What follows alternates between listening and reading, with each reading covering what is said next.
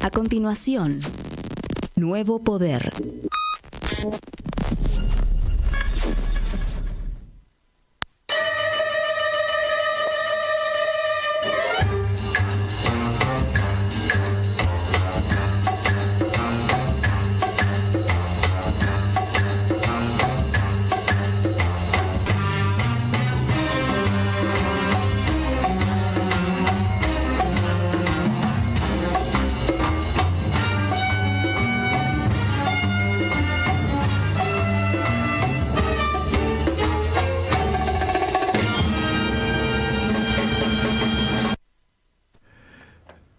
Buenas amigos, ¿cómo van? ¿Qué tal amigos y amigas de Nuevo Poder?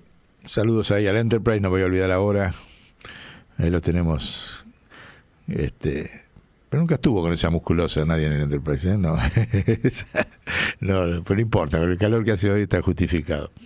Bueno, seguimos acá haciendo otro programa el 15 de enero, que va a salir publicado entre unos días. Pero también estoy solito porque es el mismo momento en que está Sonia internada y Remigio con su esposa también con un tema de salud. El tema que queremos hacer hoy vamos a hacer una introducción cortita porque después le vamos a dejar una larga película de 1 hora 35 para que tenga ganas de volver a verla, que es una película de Pino Solanas, que la firmó en el 2006 y la hizo pública en el 2007, cuando él estaba documentando las memorias del saqueo. Y recuerdan que hizo como 5 o 6 películas donde fue hablando con todo el pueblo argentino en distintas instancias, y una la hizo en la que vamos a poner ahora, que se llama Argentinidad Latente, y que da origen a esta carátula de este programa número 272 o 273. La nueva argentinidad latente, o sea, después de casi 20 años, es muy importante volver a escuchar esta película de Pino. Lo hemos dicho en otros programas anteriores, de que si queremos entender lo que nos pasa hay que ver las películas de Pino. Como material pedagógico más importante que ese no hay en la Argentina. Tendría que ser materia obligatoria desde el jardín infantil, le diría yo. Mire. Ver todas las películas de Pino, porque ahí está la verdad de la historia argentina. No la que cuentan hoy los medios de comunicación. Y en esta película, Pino, ¿qué hace? Con el optimismo de cuando estábamos, fíjese, la firma en el 2006, hacía 3 años que se había salido de la locura de la convertibilidad, y bueno, ahí está con Mario Cafiero, otro fundador del Observatorio de la Riqueza, está con Cristina y con un innombrable después. Pero bueno, no importa, todo el mundo, y ahí lo tenemos. Pero Pino documentó ese concepto de la argentinidad latente, en el cual tuvimos la suerte y el honor de que nos incluyera en una parte, lo van a ver en la película, en la parte de IMPA, donde yo en un momento del relato le digo, miren, esto que ves en IMPA, Pino, es la argentinidad latente. Dice, pará, que ese es el nombre de esta película, me dijo, y así lo hizo. ¿Qué es lo interesante de volver a escuchar eso? Primero, ustedes van a ver ahí que cómo nos han destruido en estos 20 años. Porque Pino, la película es de un optimismo tremendo en la región, cierra al final planteando cuáles son los líderes y los estandartes, que son los mismos que hay hoy en la región, Pino, los líderes políticos, pero a su vez describe el potencial que tiene la Argentina. Ese potencial es el que destruye sistemáticamente la OTAN en la Argentina. Sistemáticamente, con mentiras, como lo dije recién en otro programa.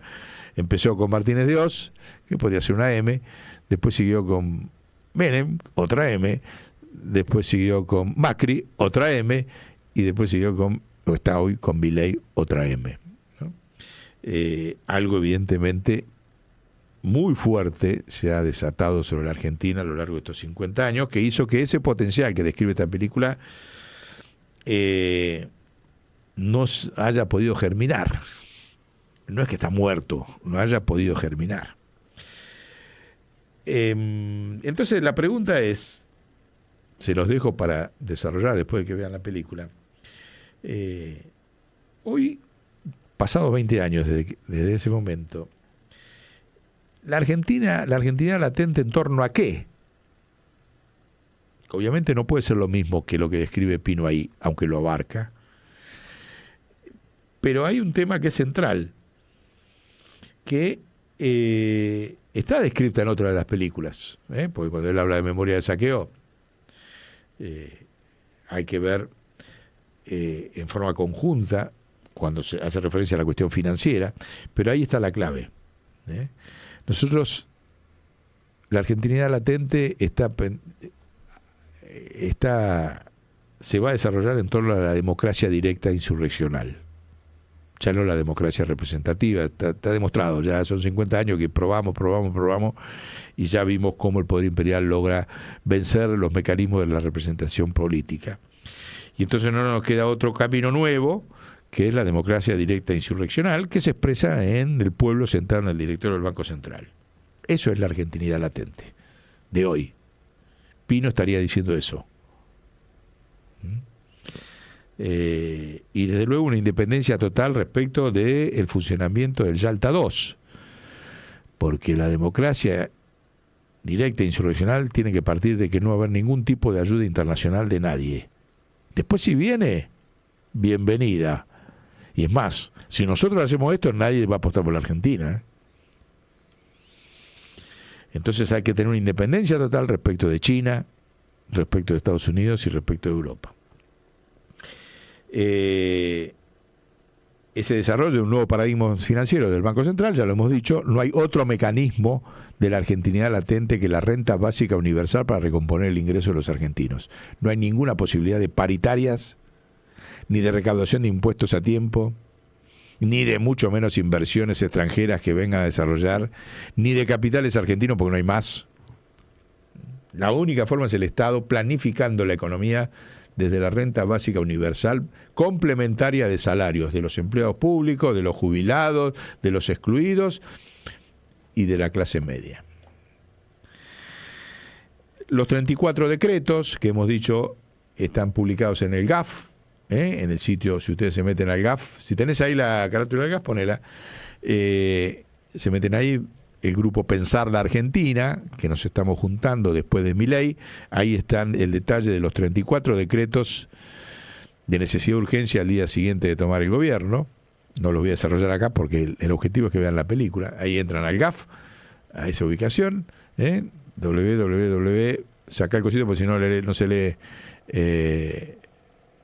Ahí está, www.condor-atlanta.org. Buscan dentro del índice, pues un sitio que tiene muchos temas, dentro de ahí tienen el índice que dice Pensar la Argentina después de Milei, y ahí van a encontrar los 34 decretos que son la clave para la realización de la argentinidad latente en el siglo XXI.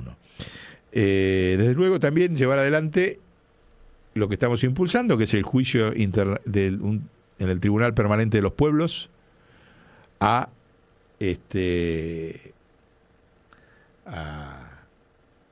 para lograr la desmilitarización y politización de la atmósfera, que es de donde hoy el Yalta II se ejerce sobre los pueblos. Eso está dentro de los objetivos de la argentinidad latente, ya lo vamos instrumentando. Y desde luego esto implica sacar del poder definitivamente a la oligarquía racista de la Argentina. No hay más tutía. No hay cuestiones intermedias. El racismo judicial, el racismo monetario, eso se lo saca. Por las buenas o por las malas. No por el Congreso. De entrada. Para eso están los 34 decretos que los invito a leer en el sitio GAF. En esa dimensión tiene que tener un rol central las mujeres. En una quinta ola de feminismo impulsado en la Argentina, en base a la historia que tiene el feminismo en la Argentina, que es uno de los, ha sido vanguardia en todos los frentes siempre, y llevando a el prestigio que tenemos en los derechos humanos a una acción contra los responsables internacionales de los genocidios, que no se hizo todavía. No importa si están muertos o vivos, los Kissinger, los Bush, los Reagan, no importa, los Netanyahu, no importa, los muchachitos que está ahora Trump, muertos y vivos todos tienen que ser enjuiciados por la Argentina, por el delito de agresión, que no prescribe en la Corte Penal Internacional. Obviando los organismos que manejan ellos, como son el CELS y Amnesty, que son los infiltrados en los organismos de los derechos humanos y la historia de la Argentina, en esa materia. Hay que impulsar la divisa latinoamericana, tomando noción de que el mundo se maneja por el poder de emisión y edición de divisas y de monedas nacionales, y ya no por recaudaciones impositivas, ni por inversiones extranjeras, ni por inversiones nacionales, ni por planes desarrollistas tardíos.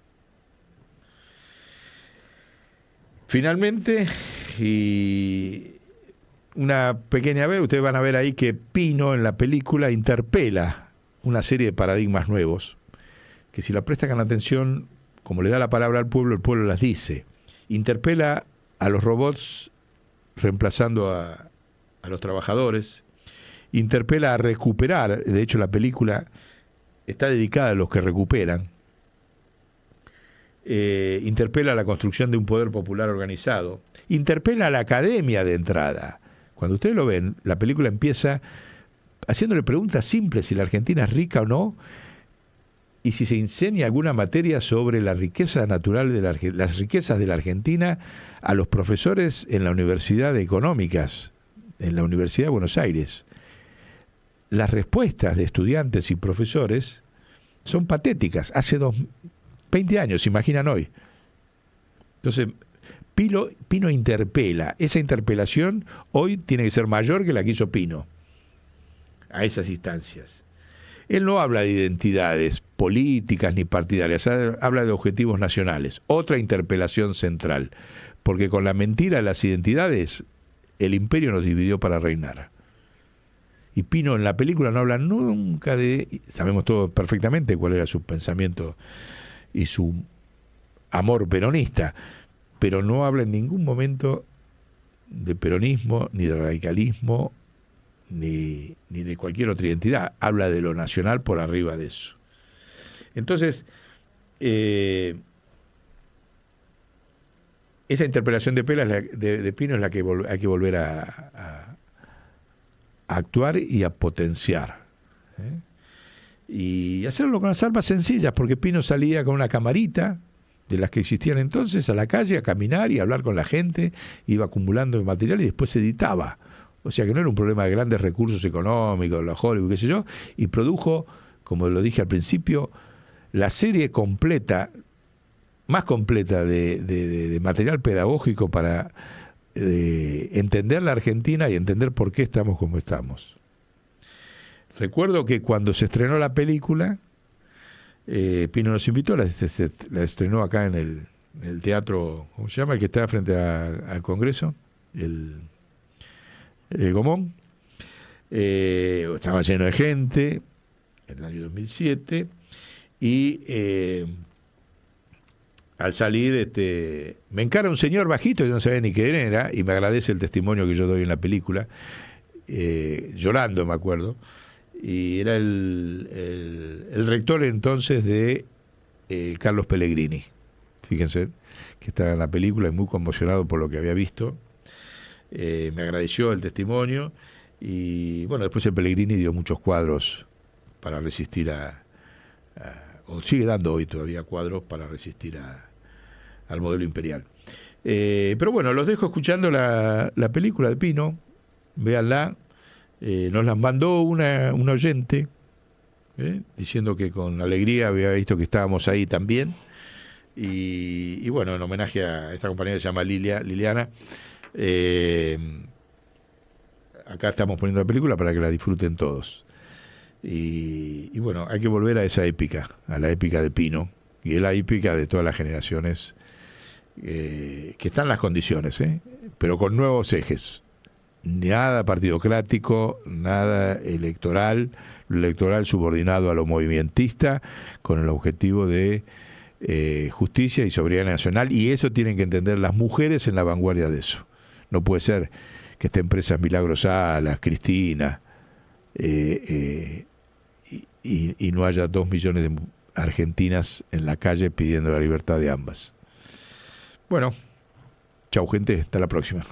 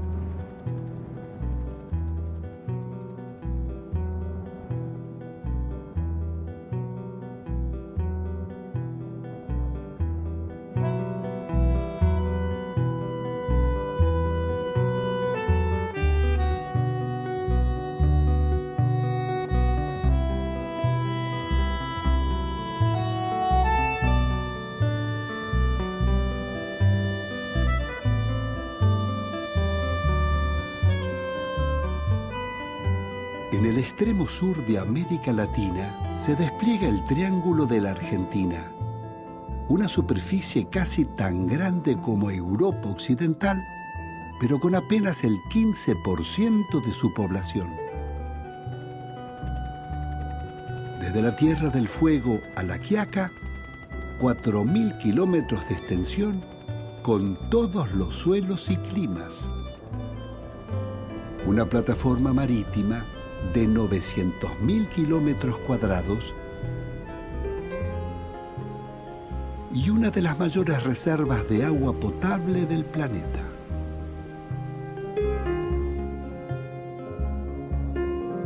Cultiva 30 millones de hectáreas y mantiene otro tanto de tierras fiscales, pero sin una legislación que las proteja frente al latifundio y su creciente extranjerización. Es uno de los grandes productores mundiales de alimentos,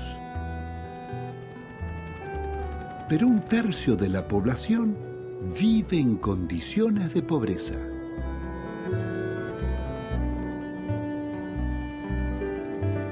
Una industria petrolera estatal que logró el autoabastecimiento,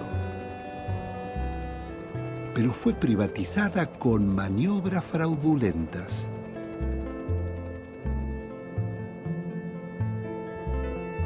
Argentina guarda la 6ª reserva metalífera del planeta, pero las corporaciones extraen sin ningún control público y dejan napas de agua contaminadas. Una industria que fabricaba más del 90% de lo que consumía el país, pero la aventura neoliberal la llevó a la quiebra y la mayoría de las grandes empresas pasaron a manos extranjeras. Mantiene un alto desarrollo científico, pero solo 1/3 de la población tuvo enseñanza secundaria y 3 millones de argentinos padecen del mal de Chagas. Un país tan poderoso en recursos y materias primas como incapaz de defenderlos. 38 millones de habitantes desconocen ser copropietarios del millonario consorcio de Argentina.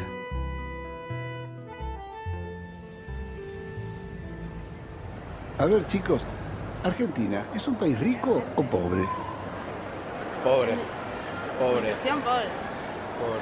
¿Y qué recursos le han quedado? Yo no entendemos muy bien la pregunta. No entiendo la pregunta. ¿Recursos de qué tipo? ¿Qué tiene la Argentina? Nada. ¿Propio y puramente del Estado, digamos? No, creo que nada. No me acuerdo si le queda algo.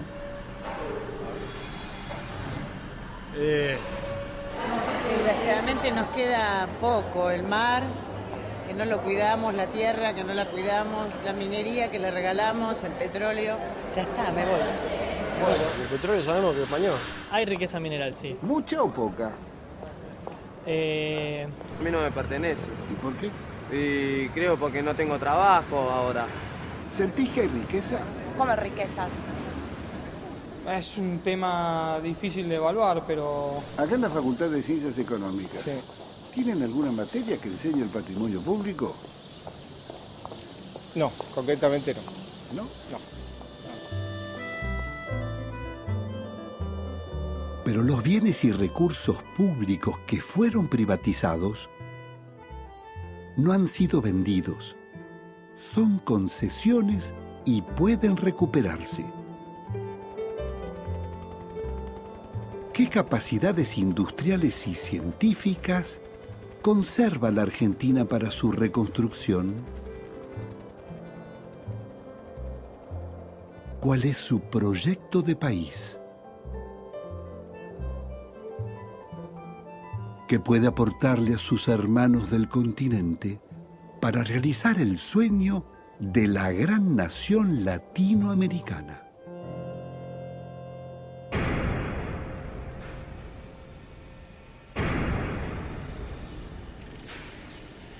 Este es el centro de mecanizado más grande del astillero más grande de América Latina, que es el Río Santiago. Nosotros fabricamos grandes motores diésel de hasta 400 toneladas de peso, chasis para locomotoras, componentes hidráulicos, turbinas como las de Yacyretá, fabricamos elementos para centrales atómicas, fabricamos todo lo que sea susceptible de fabricar en un taller de alta complejidad como este. Fabricamos graneleros, petroleros, hemos fabricado hasta buques de 60.000 toneladas de porte bruto, de 230 metros de longitud. Y fabricamos también buques militares de muy alta complejidad, como por ejemplo la fragata Santísima Trinidad. Todo esto se quiso privatizar. Nosotros fuimos de las 27 empresas del área de defensa, la primera que estaba sujeta a privatización y nunca lograron poner un pie. Y bueno, fue la enorme lucha de los compañeros la que permitió mantener este patrimonio nacional 100% en manos del Estado, disponible en este momento para la reactivación y con una capacidad potencial de darle empleo a 9.000 hombres. Decime, Cadelli, ¿hace cuántos años que estás en el astillero? En el año 74. Yo limpiaba baños, llevaba piezas, barría, ayudaba en lo que podía, lo que hacen los peones. ¿Y desde entonces trabajan juntos con el ruso? En aquella época él estaba más alto que yo. El capo era el ruso. Cuando finalmente me recibí de ingeniero, pasé a personal superior y después hice toda la carrera.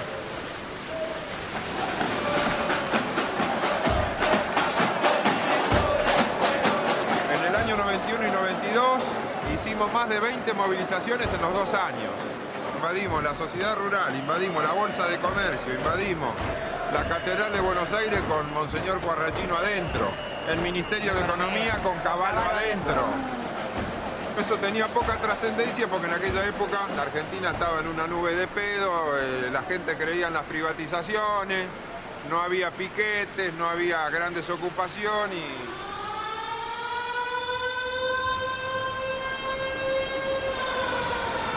¿Qué episodios duros vivieron acá? Suicidios de compañeros muy queridos, compañeros que se tiraban de las grúas en almacenes, se deprimían por la pelea de tantas injusticias que teníamos que aguantar y se suicidaban. En el año 92 perdimos 27 compañeros, ninguno de los cuales superaba los 55 años de edad. Recuerdo Angelito de Fundición, que volvió muy deprimido de una movilización que nos habíamos fajado con la Federal y dijo, yo esto no lo aguanto más, este fin de semana me limpio, y lamentablemente cumplió con su palabra, se suicidó ese fin de semana. Contra la privatización, sí. Finalmente la derrotamos a la privatización, pero también nos produjo nuestros muertos, nuestros heridos, ¿no? Los 70 desaparecidos son del proceso. Luciano Sander, uno de ellos, fue cruelmente tratado, inclusive después de muerto.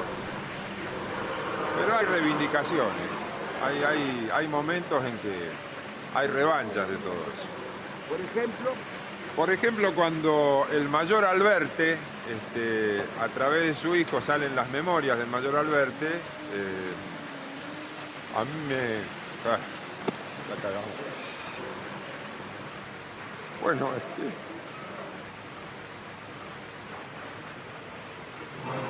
me agradecen a mí que gracias a que Beatriz Ronco aguantó en silencio la tortura,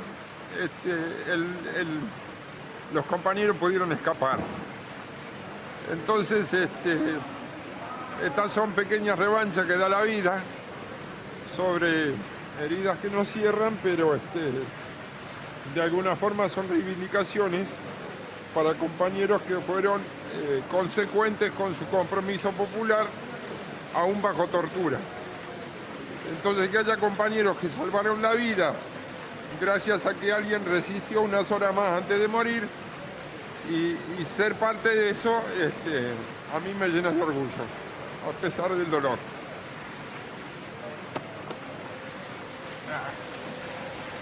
Está cagado. Veníamos bien.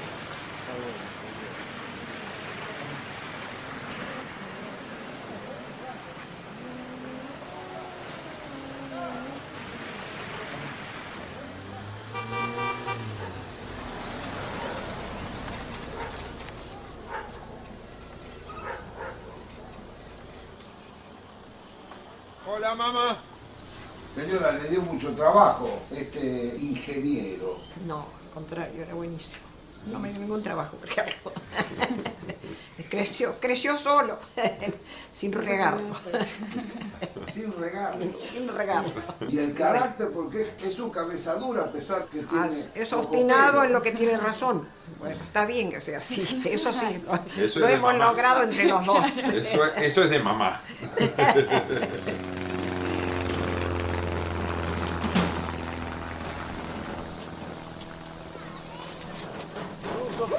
¿Cuándo estás acá? Yo vivo acá 54 años. Mi viejo cuando viene de Ucrania, que viene en los barcos como todos los inmigrantes que vinieron de Europa, consigue trabajo en el frigorífico Armour de jornalero, y se instala acá en este barrio que se llama Villa Azula. ¿Y tu vieja? Mi vieja era descendiente de inmigrantes polacos.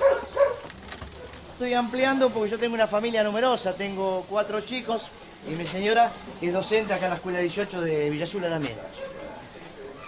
Están lindísimas de espalda.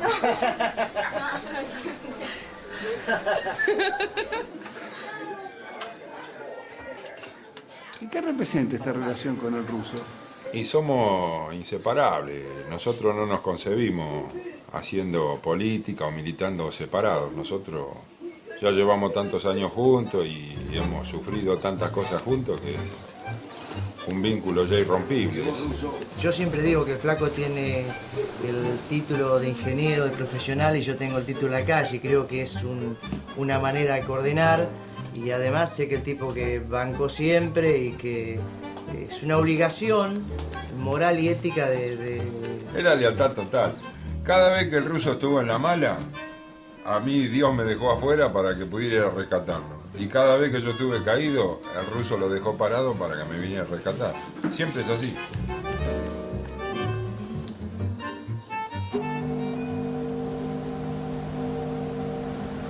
Los barcos que están en construcción son que es un Bull Carrier para Alemania, que es un buque multipropósito. El otro que tenemos en construcción es aquel gris que está allá abajo, que es un remolcador para la Argentina, para la empresa Transona.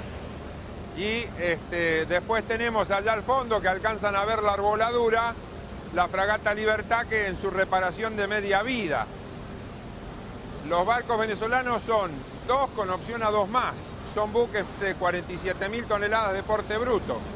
¿Cuál es el proyecto? El proyecto es construir una empresa multimodal moderna al uso de lo que es el transporte internacional en este momento. El transporte argentino está hoy en manos de las multinacionales. 3.000, 4.000 millones de dólares por año es lo que gasta la Argentina solamente en su comercio exterior en fletes. Podríamos tener el 50% de eso con una ley de reserva de cargas que lo usan todos los países del mundo, inclusive los que no tienen mar territorial. La Argentina puede y debe reconstruir todo su sistema de transporte multimodal. Hay miles de trabajadores, de técnicos y de ingenieros que están esperando ser convocados a esta tarea. Si fue capaz de hacerlo en la década del 40 de la mano de un gobierno nacional y popular, lo puede hacer en cualquier momento y hoy con mayores facilidades.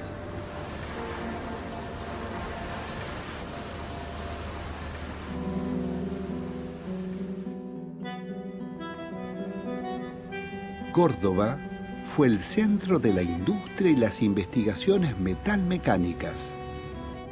La Fábrica Nacional de Aviones, creada en 1927 por el brigadier de la Colina, fue el motor de un desarrollo que a fines de los años 40 la convirtió en la más avanzada aeronáutica del hemisferio sur.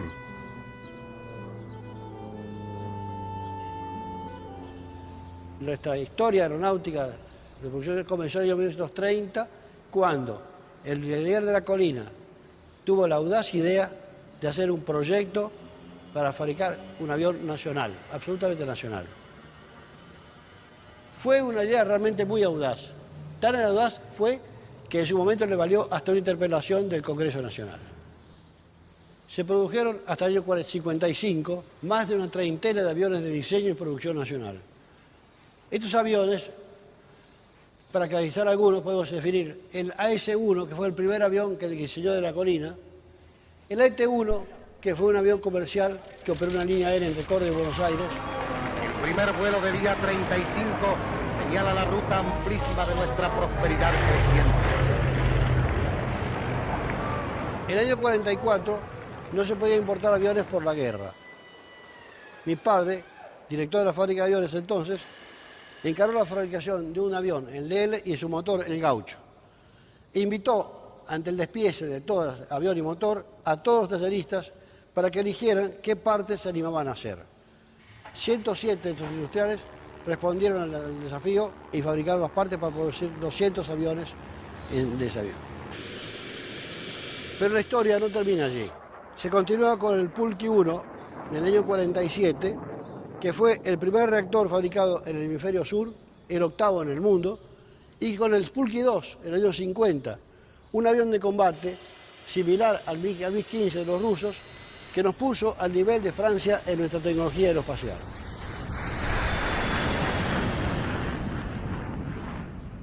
En los años 90, el avanzado sector aeronáutico es desmantelado por el gobierno Menem. Se abandona el proyecto Embraer con Brasil para construir aviones de pasajeros y la fábrica nacional es entregada al mayor consorcio norteamericano de armas y misiles.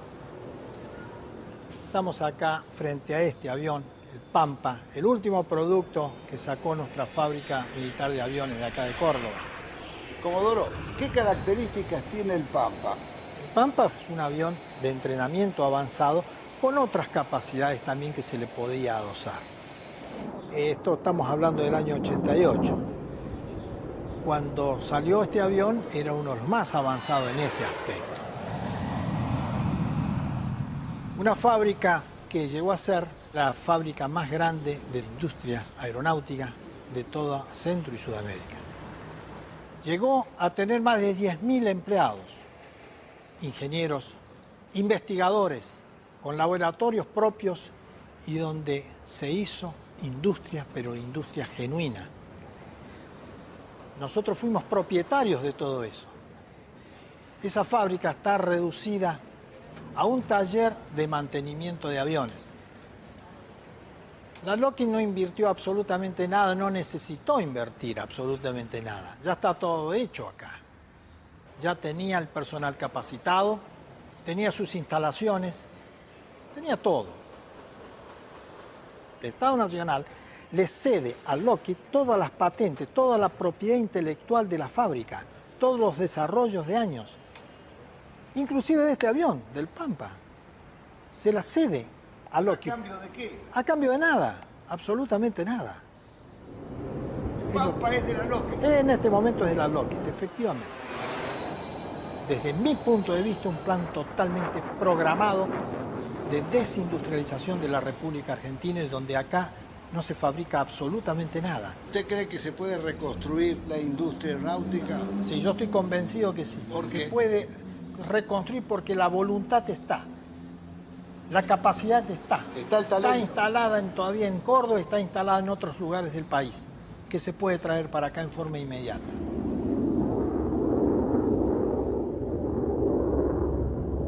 El nivel tecnológico alcanzado por la Aeronáutica Nacional permitió el desarrollo aeroespacial para múltiples aplicaciones en meteorología, agricultura y comunicaciones. Ingresamos en el espacio en 1961.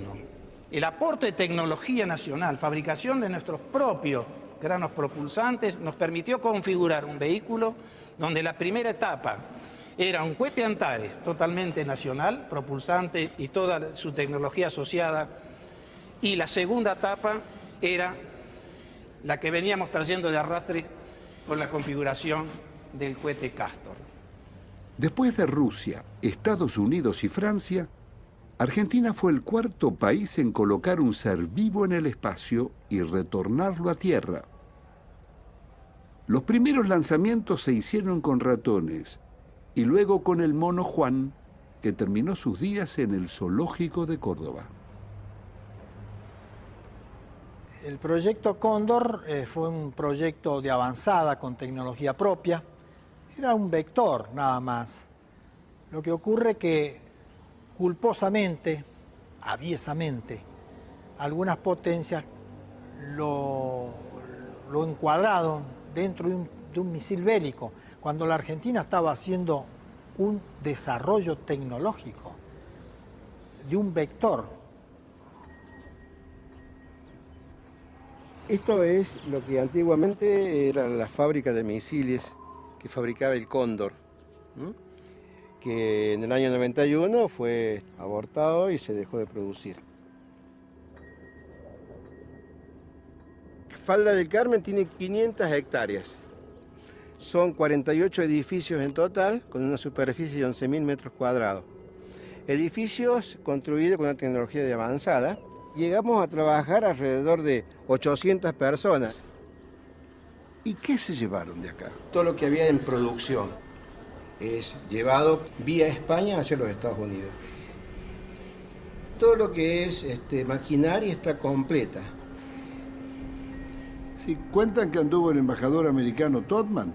En 2 oportunidades o 3, no sé cuántas, vino el embajador a hacer una inspección para ver que esto no tuviese movimiento ni que tuviera funcionamiento.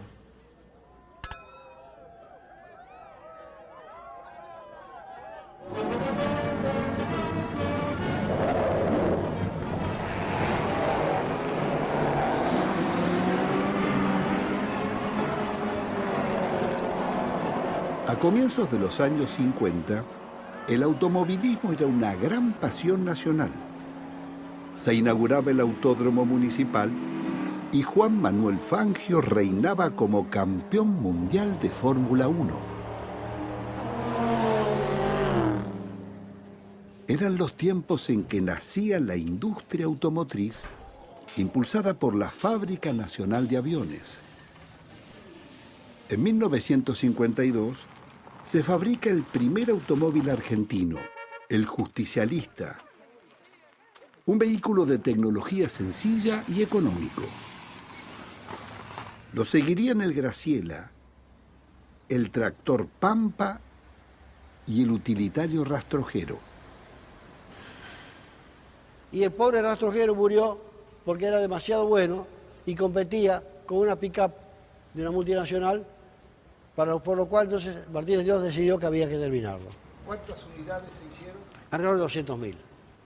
Pero además, lo peor del tal caso fue que cuando se cerró la fábrica, la comisión liquidadora invitó a los proveedores a un copetín para festejar el cierre de la fábrica. Mi nombre es Leopoldo López Orozco, soy un técnico sanjuanino. Me formé en San Juan, pero realmente el centro industrial del país estaba en Córdoba. Eso hizo que me radicara en esta provincia, que es un verdadero centro científico. ¿Qué época era? La época gloriosa del turismo de carretera. Tuve la suerte de empezar con Oscar Gálvez.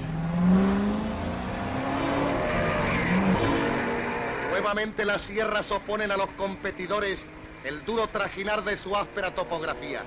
Sin embargo, la calidad y el entusiasmo superan todos los obstáculos y te corre fuerte.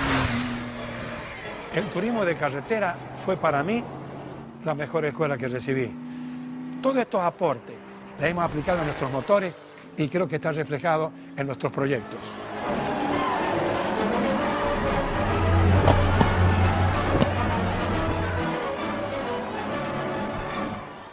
Estos son los modelos y matrices pensadas para lograr hacer un motor eminentemente argentino. Aquí en esto, Pino, está mi vida. Desde que cumplí 15 años, que estoy en estos 50 años trabajando en el automovilismo, buscando de hacer un motor eminentemente argentino. Este es el motor que hicimos para el rastrojero diésel. No tenía motor nacional, teníamos que pagar en know-how o royalty. El vehículo saldría el valor de 2 motores aproximadamente, también pensando en una necesidad eminentemente latinoamericana, que es un vehículo 4x4 para caminos auxiliares. Que ande en una ambulancia, que ande en un grupo electrógeno. Este motor está pensado para la América Morena y desde la América Morena exportarlo al exterior. Y desgraciadamente para todos los argentinos, la fábrica se cerró y nos dejaron sin posibilidades de poder producir caballos de fuerza nuestros.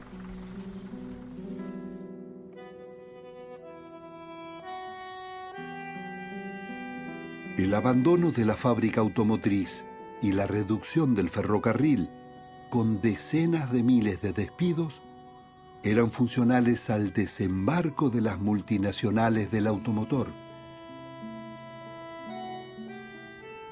Desde los años 70, el gobierno de Estados Unidos y la Comisión Trilateral planteaban que Argentina y Chile debían desarticular sus industrias para ser proveedoras de materias primas. Brasil sería el polo industrial del Cono Sur.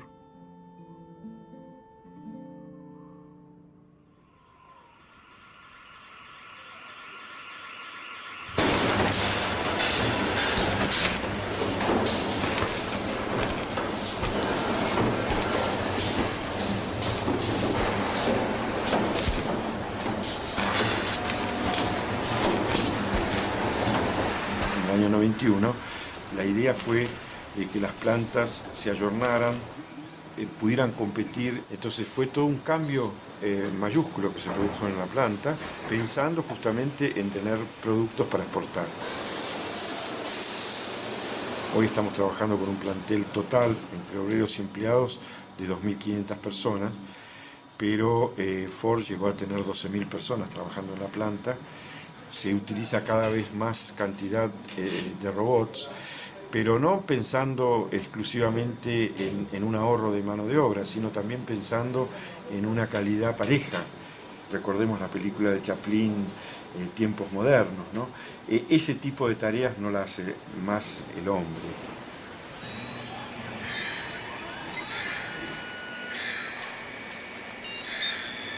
La faz negativa quizás es que hay menor cantidad de empleo, pero es un empleo más más selecto. Hoy la mayor parte de los operarios que trabajan en nuestra línea operan sistemas de computadora. ¿Cómo es esto de trabajar con estos bichos mecánicos? Tiran y tiran y tiran. Positivo en parte, y en parte perdimos muchos compañeros. ¿Por qué? Porque cada bicho de estos labura por 5 de nosotros. Y no van al baño, no van al médico. Eso es lo malo. Tiene un ritmo. Siempre el mismo ritmo lleva. Y trabaja a la perfección. Ya se lo ordenaron por computación todas las puntadas que tiene que dar. No le erra una. Oye, el tipo. Es bueno. Son japoneses, esa es la bacana. Fueron nacionales. Parece que fue una guerra bacteriológica esta, ¿no? Porque quedó el edificio y desapareció está desapareciendo el ser humano. Se está llamando el robot. Se está llamando el robot.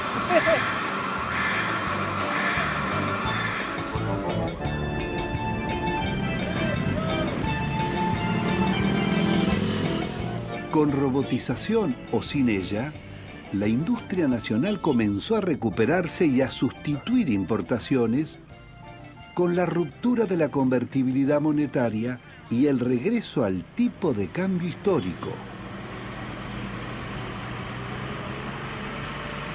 La ex fábrica de tractores Anelo, hoy Pauni, quebró con la crisis del 2001.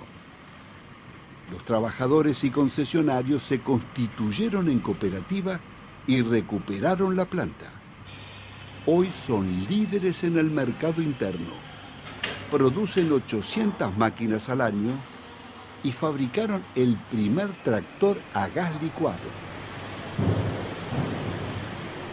Esta empresa fabrica la mayoría de los componentes dentro de esta misma fábrica. Y no solo que son fabricados, sino que son diseñados y desarrollados aquí. Hemos estado exportando en Holanda, en Kazajstán, en Perú y consolidándonos ya en el mercado de Venezuela. ¿Y ustedes trabajan contentos, a gusto? Sí. Es muy distinto a la época anterior porque empezamos todos juntos, ¿viste? Y estamos todos compañeros, es decir, que estamos muy a gusto aquí con toda la gente. Bueno, mostrame las chicas acá.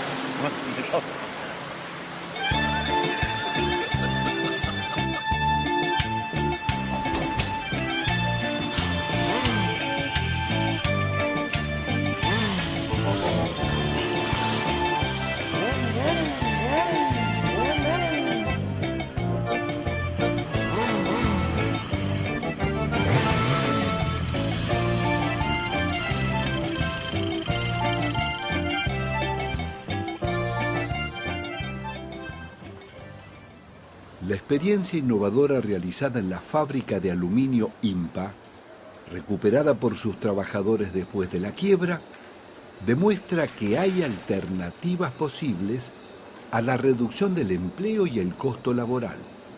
Ellos eliminaron el costo empresario y los sueldos de ejecutivos. Nosotros mismos tomamos la fábrica porque no cobramos nada, veníamos, era como un hobby.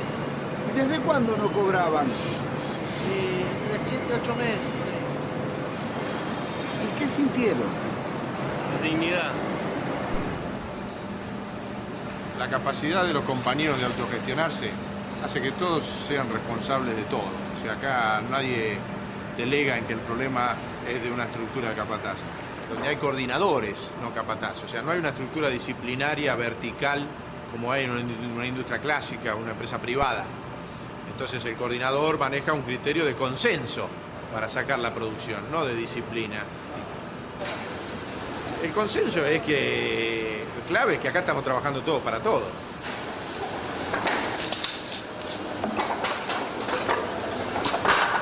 Gracias a la experiencia práctica de todos los compañeros y la audacia, logramos hoy reconvertir todo el proceso productivo a reciclado de chatarra. Entonces hoy una chatarra, una latita que usted ve tirada en una esquina, entra a IMPA y en 10 días sale transformado en un producto útil para la sociedad.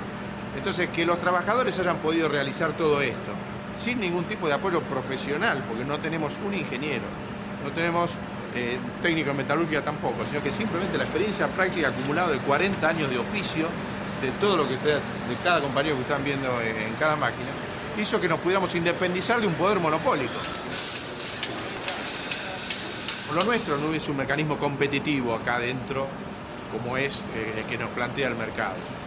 Y entonces ese poder de cooperación, que es contradictorio con el paradigma de la competencia que nos impone el liberalismo, fue lo que nos hizo estar en pie.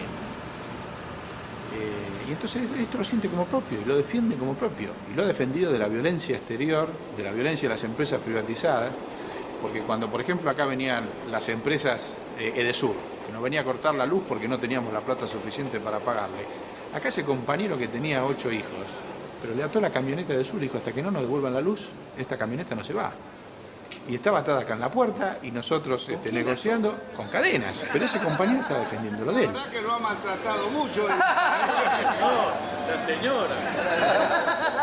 Para poder volver a reinstalar la luz, nos prestaron plata los hijos de los desaparecidos de la indemnización de sus padres.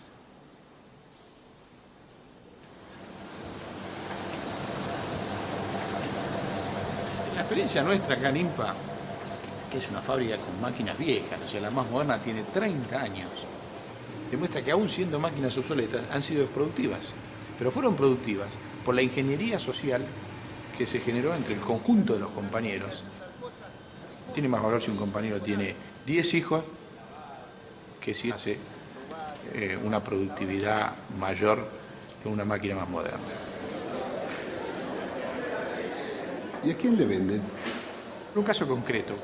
Johnson & Johnson, una multinacional americana. El año pasado nos dice, ustedes no están bajo norma ISO, no le damos el trabajo. Junio nos llaman. Bueno, mire, estamos pensando que a raíz de la devaluación y del cambio de la política monetaria no podemos importar más el producto. Entonces ya los calificamos en la norma, sin que nosotros hayamos cambiado nada.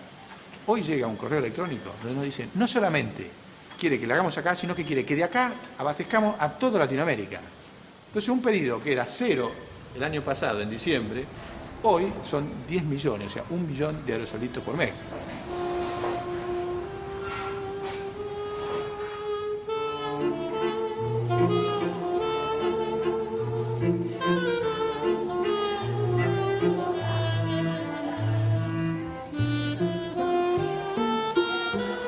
Dijimos, acá hay una crisis que es una crisis de la globalización, que en el fondo es esta idea del problema entre el tiempo libre y el tiempo productivo que deja la evolución tecnológica. Y dijimos, ¿por qué no hacemos en los grandes espacios libres que tiene INPA una fábrica de ideas?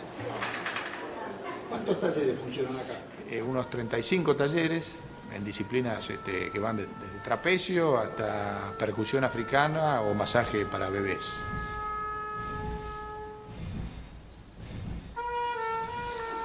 Esto me suena a patriada.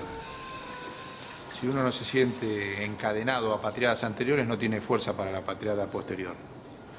A eso yo me refería cuando te hablaba de una generación. O sea, yo soy un sobreviviente de la generación de los desaparecidos.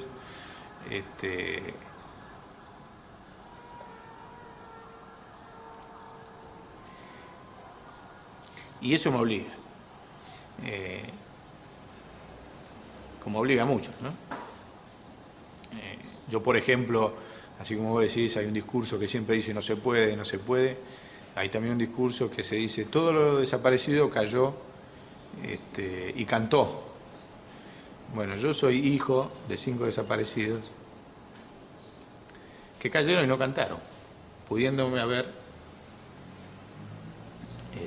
conociendo todos mis datos, todo mi domicilio, mi nombre y demás, soportaron la tortura.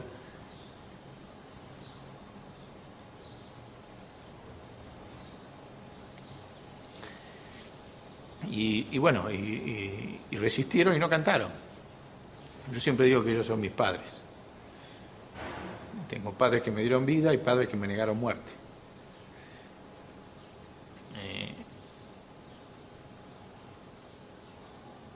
De ahí nace la fuerza.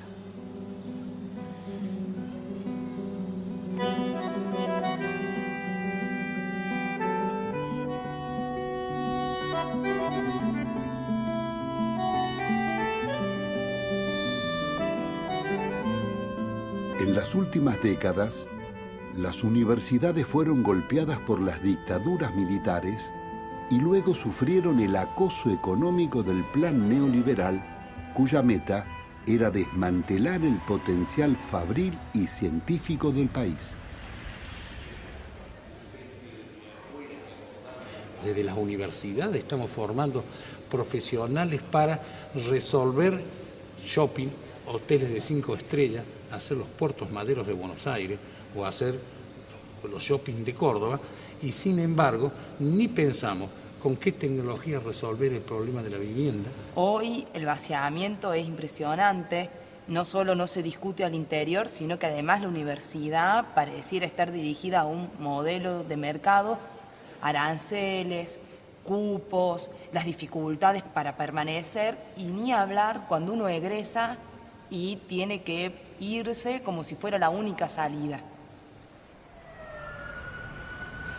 La Facultad de Medicina no se sentía en condiciones de respaldar su propia autonomía frente a los grandes laboratorios.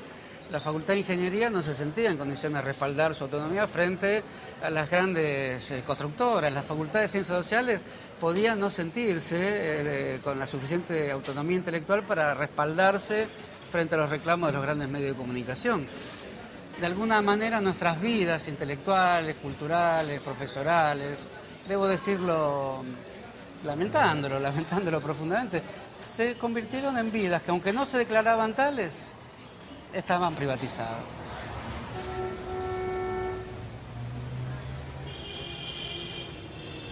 En la década de los 90, la ingeniería electrónica viró hacia las telecomunicaciones, la ingeniería industrial hacia la administración de empresas. Lo que se formaron fueron ingenieros para el mercado, digamos. El mercado demandaba técnicos de mantenimiento, ingenieros de venta, algunos gerentes de las multinacionales, y eso se formó, y eso repercutió en esta facultad y en todas las de ingeniería.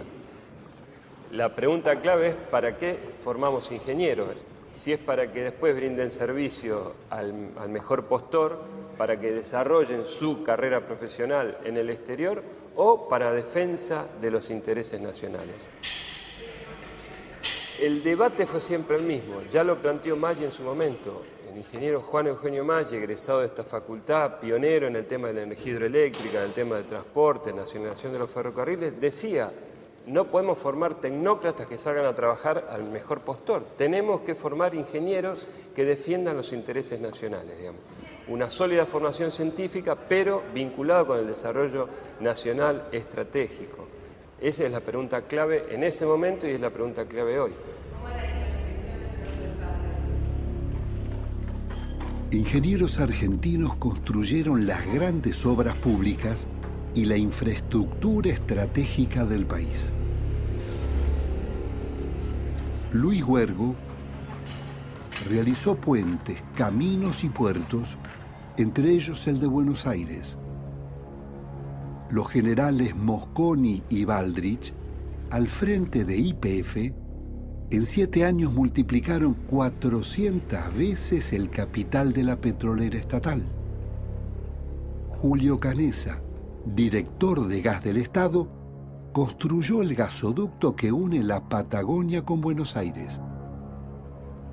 El general Manuel Savio, mentor del plan siderúrgico, levantó Altos Hornos Zapla y Somisa, las mayores acerías del país.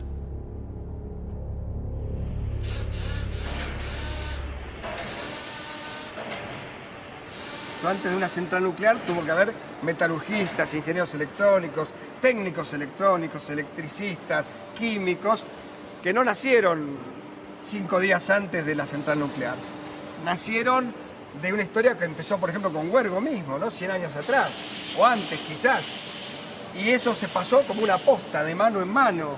Sabían, por ejemplo, vincularse con las universidades para que los laboratorios universitarios, los especialistas universitarios... ¿De qué época me estás hablando? Y de hecho estamos hablando probablemente en la década del 30. La Facultad de Ingeniería Química del Litoral, que es la primera Facultad de Ingeniería Química de América Latina, se nutrió de un montón de inmigrantes perseguidos por el fascismo italiano, que son los primeros desarrolladores de toda la industria química argentina y de donde podemos explicar por qué llegó a haber tecnólogos en ingenierías químicas, en petroquímicas, en refinación. Este es torno argentino. Exactamente.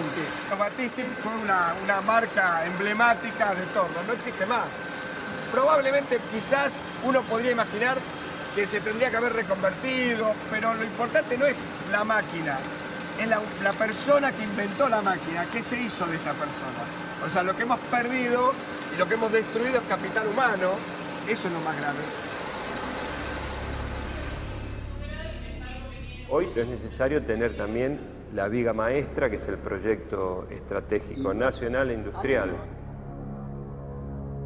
Hoy en la Argentina se está consolidando un modelo agrominero exportador donde todo el diseño de la política económica, crediticia, impositiva beneficia a los grandes grupos monopólicos en cualquier rubro que hablemos. La política de privatización se mantiene, aumentan los subsidios a las privatizadas en los servicios, se dan concesiones a los grandes grupos y crédito a los grandes grupos que se le niegan por otro lado a las pymes. Hace 60 años también se planteó que no era posible reindustrializar el país. Hoy ese debate los cipayos lo vuelven a plantear, pero la Argentina es capaz. Fue capaz, es capaz y será capaz.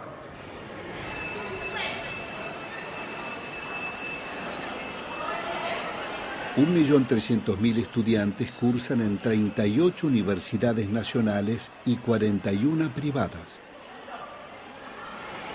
El presupuesto de la enseñanza superior pública no alcanza a cubrir sus demandas básicas.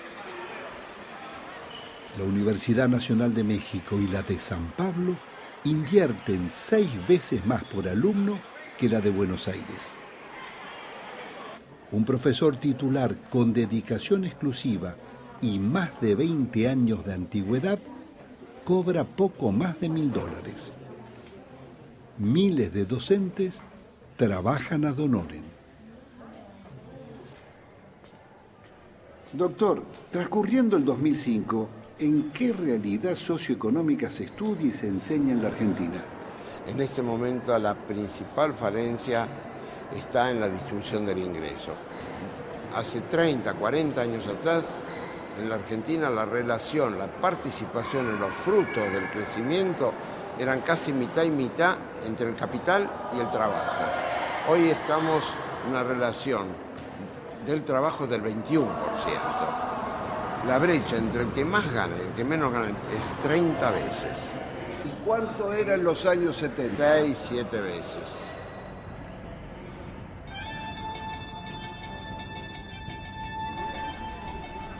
Acá estamos en el monobloc 18 de Ciudad Evita, en una zona de alto riesgo. La escuela está inserta en un barrio de alto riesgo y el alto riesgo lo determina la problemática de las familias de la cual proceden los chicos.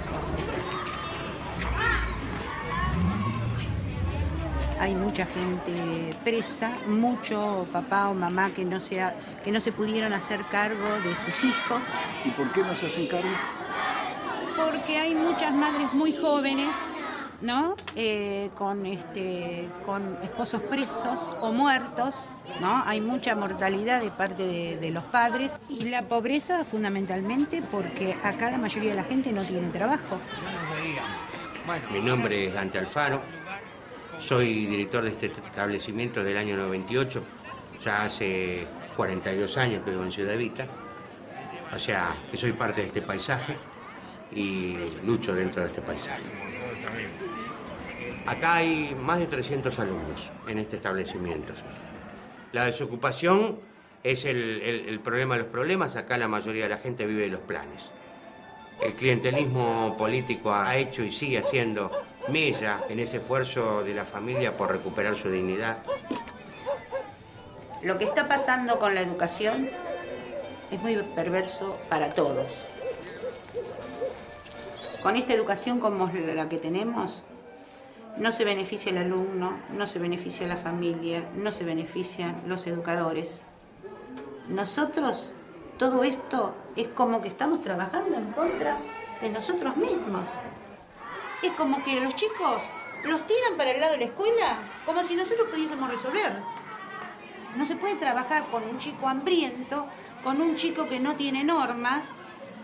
Si nosotros detectamos un chico que es muy violento, que está mal psicológicamente, no tenemos dónde derivarlo. Cuando vamos a la familia no puede. No tienen un hospital donde atenderse. Es decir, si van a pedir turno, el turno se lo dan dentro de varios meses. La gente no tiene ni dinero para viajar. Entonces, después los chicos, cuando vemos los resultados, cuando hacen esas pruebas evaluatorias, lo que nos sirve es la escuela pública, entre paréntesis.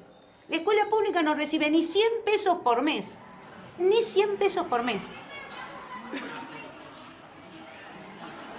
Entre la privación de todo, mirando el mundo que se desarrolla alrededor de ellos, cuando llegan estos chicos a los 11, 12 años, la conclusión que tienen ellos de su vida, que es una vida miserable y que no merece ser vivida.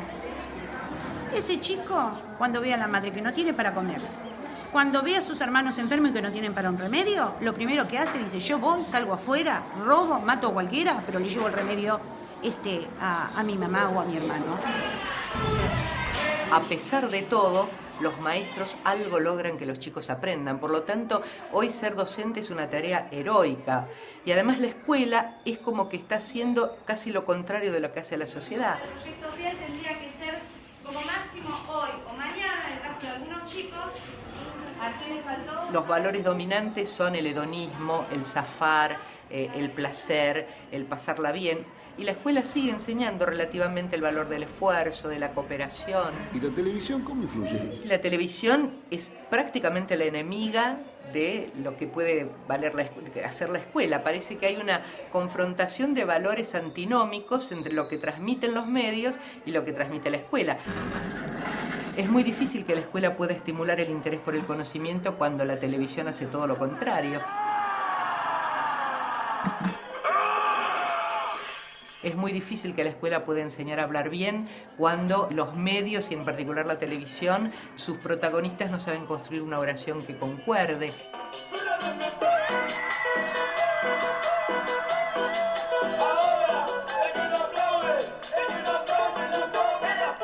Enseñamos Rodrigo, enseñamos la bailanta. ¿Está mal la bailanta? ¿Está mal la cumbia? No está bien ni mal. Se supone que la escuela debe dar lo distinto. Tal cual.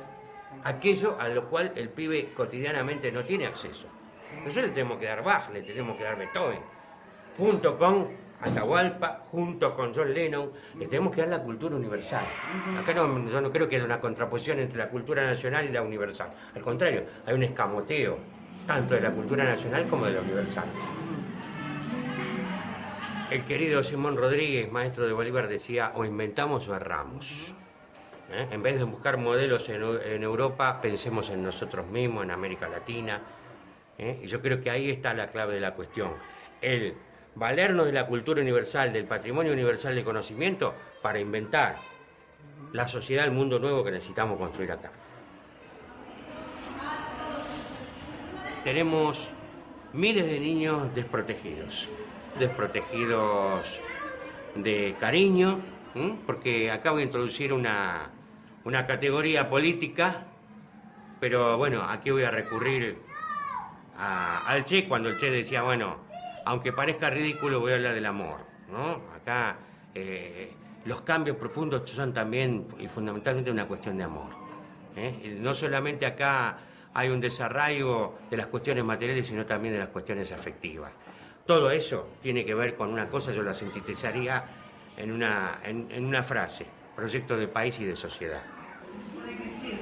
Como decía Erich Fromm, bueno, los docentes tenemos también el deber de luchar por una sociedad donde se construyan las condiciones sociales para que el amor impere.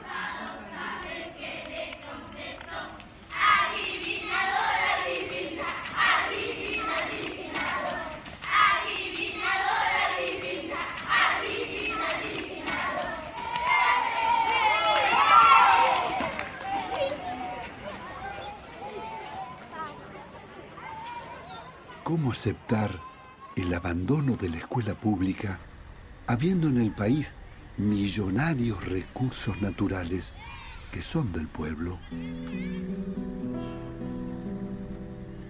¿Cómo admitir que haya miles de fábricas vacías de trabajadores y cárceles llenas con más de 20.000 jóvenes, si en el Banco Central hay más reservas en dólares que nunca?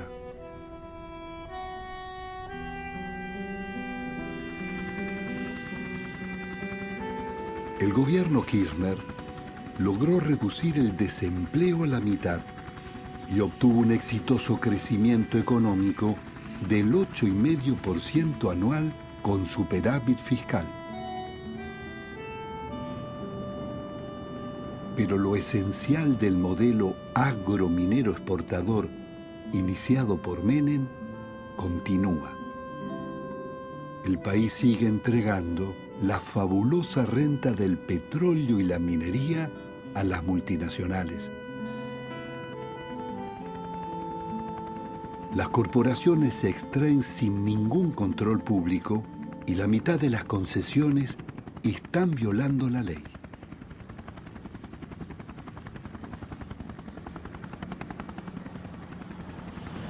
Bueno, estamos en el centro de la cuenca del Golfo San Jorge. Esto abarca hasta el sur de Chubut hasta el norte de Santa Cruz. Son centenares de kilómetros hacia el oeste, centenares de kilómetros hacia el este y hacia el sur de esta región.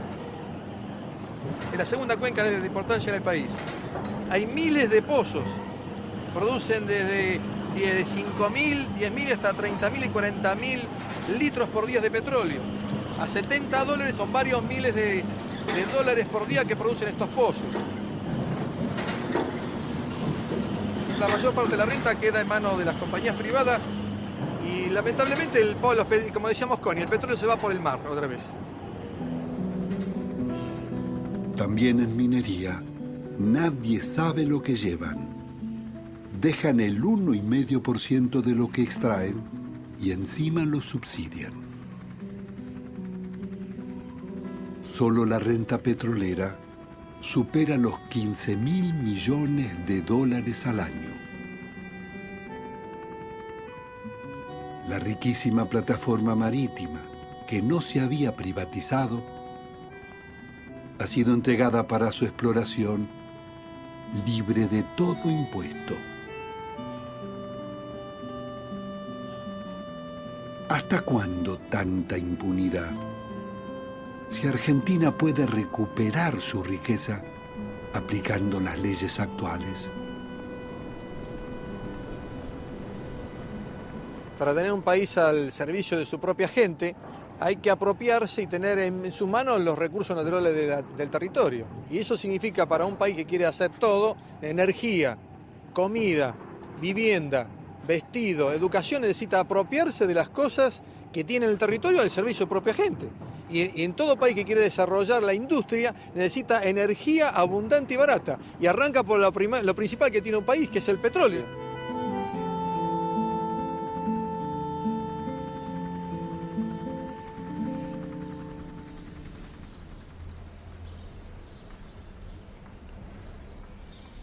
La Comisión Nacional de Investigaciones Científicas y Técnicas, CONICET, sostiene una comunidad de 12.000 investigadores, becarios y técnicos que trabajan en todas las disciplinas.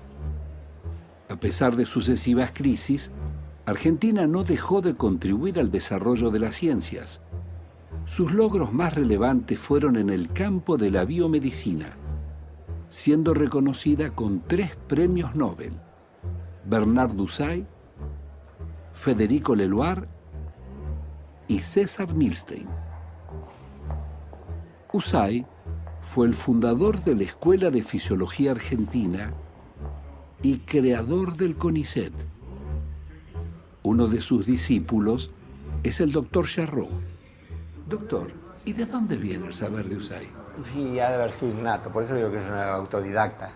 Él sí se instruye bajo la escuela de Claude Bernard, que fue el primer, digamos, fisiólogo experimental del mundo. Pero él lo lee, no es que se fue a trabajar con Claude Bernard en Francia. Él lo lee y ahí aplica el método científico. Experimentar, ¿no es cierto? Y prueba y error, prueba y error, prueba y error. Él creía que de la investigación científica también se podía vivir, que la investigación científica era una profesión. No existía la dedicación exclusiva dentro de los cargos para hacer investigación en el país. Y bueno, Husserl lo impuso. ¿Qué recuerda de él? Decidí hacer mi posgrado en Harvard. Estando allí, se me ofrece quedarme como profesor. Cuando le escribo a Husserl, agarra y me dice, mire, muy bien, dice, pero le recuerdo que sus padres hicieron mucho por usted, sus profesores hicieron mucho por usted, todos hicimos mucho por usted, por consiguiente, yo le voy a escribir a su jefe que le dé un mes más para que resuelva sus problemas familiares y se me vuelve a casa. No. Bueno, y volví a la Argentina. Doctor, pero ¿cómo se puede explicar que estén congeladas las promociones en la CONEA? Ese es un problema crítico para todo el sistema científico-tecnológico argentino. No tengo los datos exactos, pero entiendo que hubo casi 4.000 técnicos que perdieron en el INTA sin poder recuperarlos durante muchísimos años. La CONEA exactamente igual. El país hace toda una inversión de formación de gente, de recursos humanos, y esos recursos humanos después no los retiene. La persona está obligada a irse del país porque no tiene otra opción.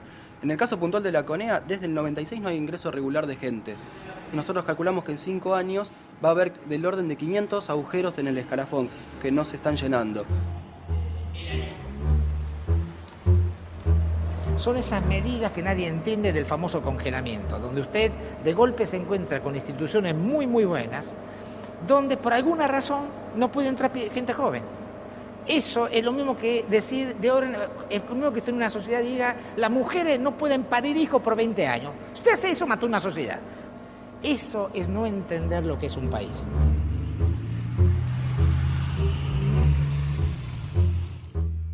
Yo soy ingeniero nuclear. Mis responsabilidades están en el área neutrónica, es decir, cálculos numéricos con computadoras de lo que es el corazón, el núcleo de un reactor nuclear. ¿Cuál es su remuneración por ese trabajo? 1.400 pesos. Menos de $500. Menos de $500 y haciendo una cuenta rápida sería menos de $3 la hora de trabajo. Es una forma de castigo del país hacia la gente que quiere quedarse. El país propende a la expulsión de profesionales altamente calificados. ¿Y por qué se van?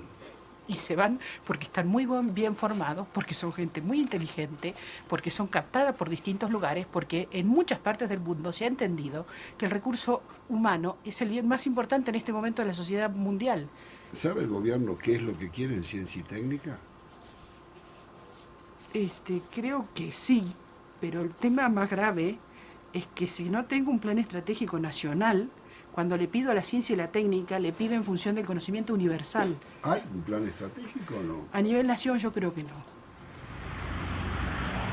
¿Y cuántos pisos hay? Y son 7 con el entrepiso, pero doble altura de antes. ¿Pero te pasa seguido esto? Y pasa, sí, lamentablemente. El cardiólogo me dijo que no me convenía, ¿no? ¿Es bajo el presupuesto argentino para investigación? Muy bajo. Está en un 0,4% del Producto Bruto. Brasil está arriba del 1%. ¿Y en Francia o Estados Unidos? Y están arriba del 2% del Producto Bruto. El grueso de la investigación científica, aún en los países más privatistas del mundo, la financia el Estado. Decime, Enrique, ¿cuánto es la masa de investigadores que se ha ido del país? Y aproximadamente 50 a 60 mil. ¿En el extranjero? En el extranjero.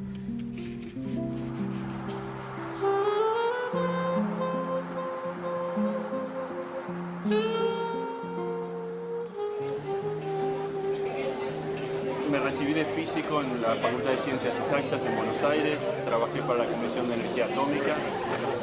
Me vine a Estados Unidos, hice un posgrado y volví a Argentina. Yo no me quería quedar acá, yo quería volver y vivir allá en Argentina. Claro. La economía y el desastre era tan grande que realmente uno se va por miedo. ¿Qué quiere decir se va por miedo? miedo a no poder avanzar, miedo a no poder desarrollarse profesionalmente, miedo a no poder darle a los hijos una educación, miedo a llegar a la vejez con en pobreza. Para los científicos en particular es miedo a no poder desarrollarse. El problema del científico argentino es que se ve obligado a hacer investigación en temas que son interesantes para los centros económicos, pero no por ahí para el país, porque el país no desarrolla sus propios temas.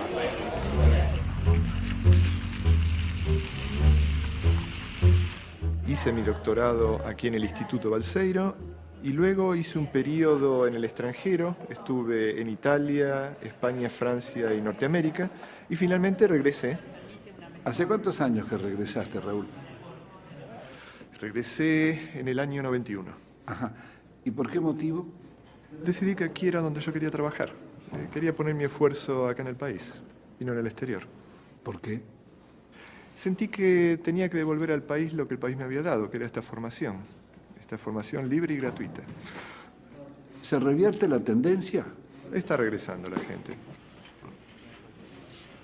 Un argumento que se ha escuchado muchas veces es que aquí en el país no se puede hacer una carrera científica porque uno está aislado.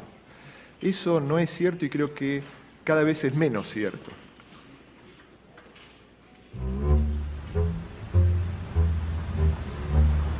Argentina cuenta con 20.000 investigadores que trabajan en universidades e institutos tecnológicos, pero careciendo de un proyecto estratégico que oriente la ciencia a las necesidades del país, la masa crítica se desperdicia, emigra o sirve a las multinacionales.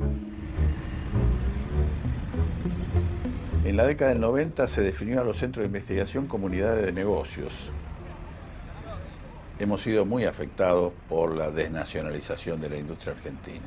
Si hoy sobre las mayores 1000 empresas productivas podemos identificar que aproximadamente 800 son filiales de corporaciones multinacionales, eso significa que esas 800 empresas no hacen investigación en la Argentina.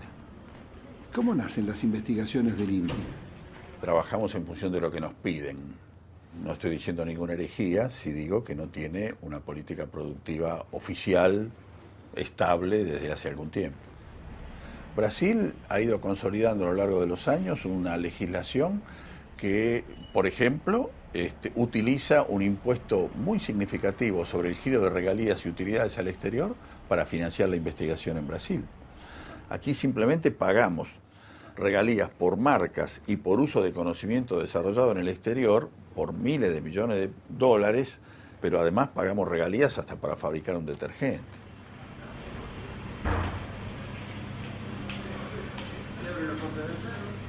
La falta de una política de protección y patentamiento de la invención nacional hace que muchas investigaciones que paga el Estado se hagan a pedido de las corporaciones que terminan patentándolas.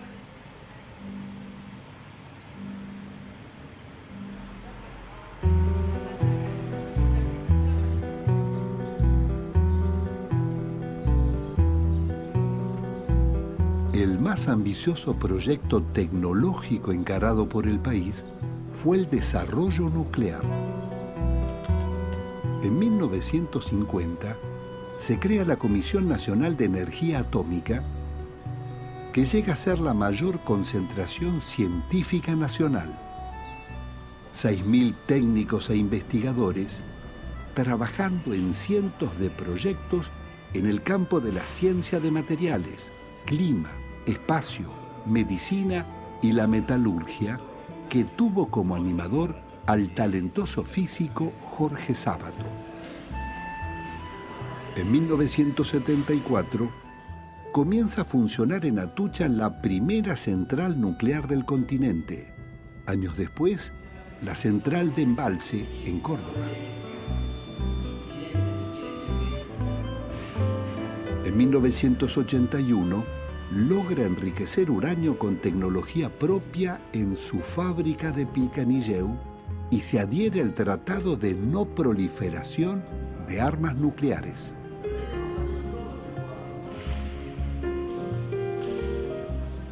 Pero el desarrollo nuclear fue desarticulado y el personal de la CONEA, reducido a la mitad, por el gobierno de Carlos Menem.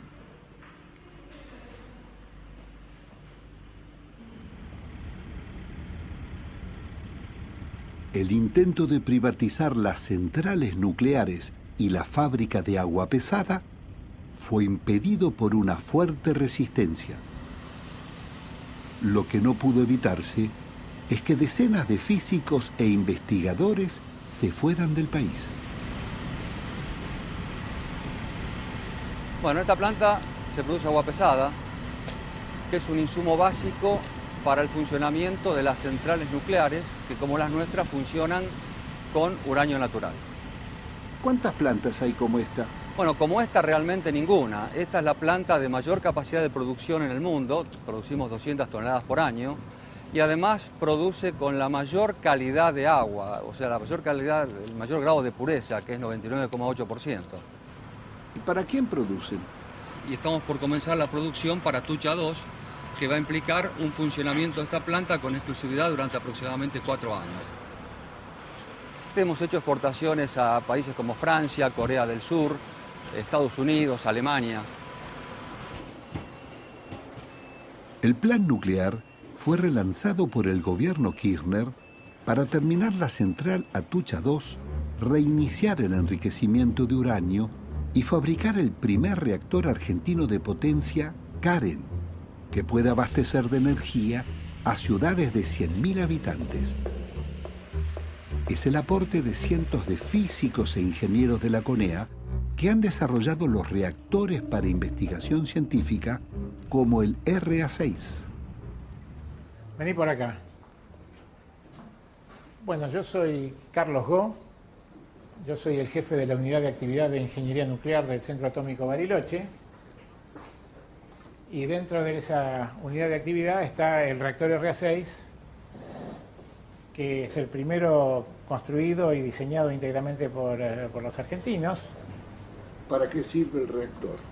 El reactor inicialmente fue orientado como una herramienta de entrenamiento de los ingenieros nucleares y con posterioridad hemos ido introduciendo un uso muy variado en el campo del medio ambiente, por ejemplo, y en el campo de la salud.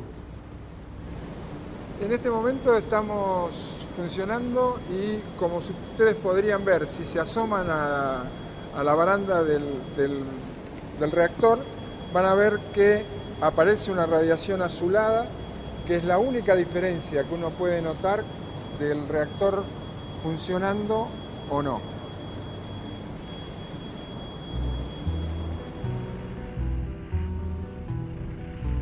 En el Centro Atómico Bariloche funciona el Instituto de Física,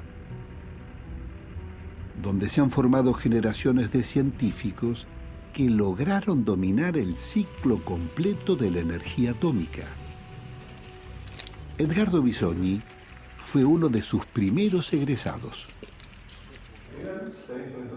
Estamos en una de las aulas del Instituto Balseiro, donde cada año se beca a un pequeño número de alumnos, del orden de 30, para las carreras de física y de ingeniería nuclear.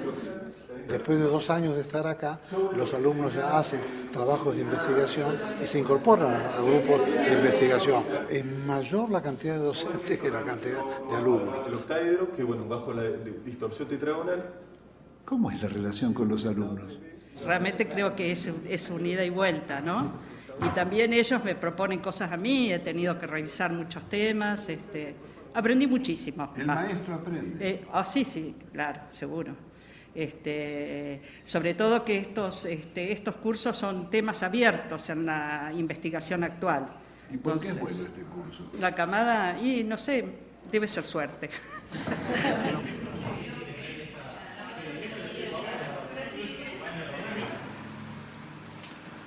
¿Dónde se inicia el núcleo de física en la Argentina, Lito? Bueno, la actividad de la física en la Argentina se inicia en la Universidad de La Plata, allá por los años 1910 y 1920.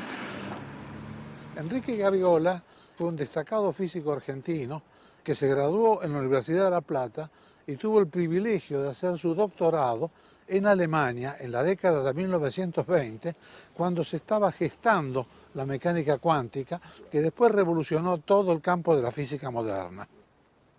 Y Balseiro toma una de las ideas fundamentales que tenía Gaviola de hacer un instituto del máximo nivel para formar investigadores al lado de investigadores en actividad y que pudieran tomar ciertos valores que hacen a la práctica de la investigación científica. Por ejemplo, está el tema de la honestidad intelectual, la independencia de criterio, la formación de un espíritu crítico que le permita al investigador tener ideas propias.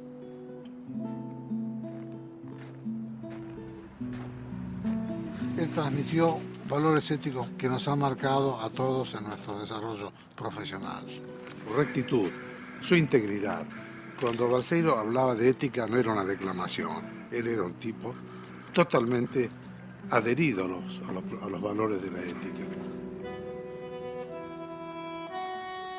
Balseiro tenía muy claro la idea de que los científicos tenemos que devolverle al país toda la formación, todo el esfuerzo que la sociedad ha hecho para contribuir a nuestra formación.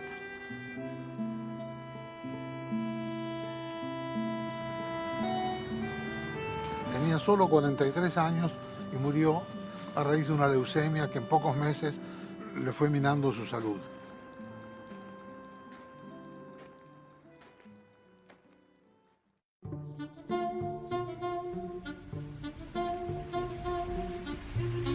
Una de las empresas públicas más exitosas es INVAP, creada por la Comisión de Energía Atómica y la provincia de Río Negro. En 30 años, se puso a la vanguardia en las áreas nuclear e industrial, demostrando una vez más que el Estado es capaz de gestionar empresas rentables y ambiciosas. La idea era mostrar que se podían hacer desarrollos tecnológicos basados en ciencia básica argentina.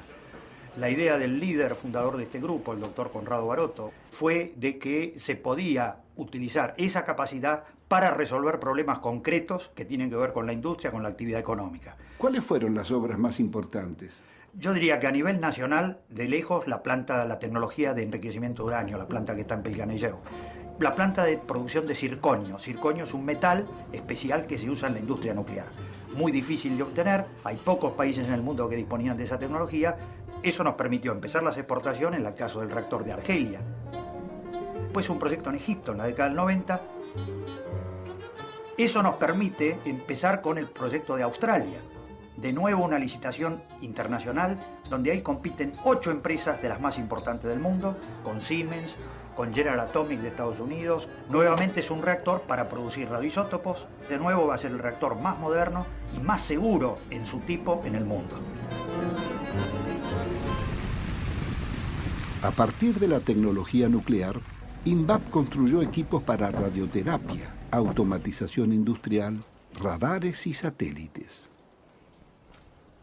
Bueno, acá estamos en la facilidad que llamamos Villa Golf de INVAP.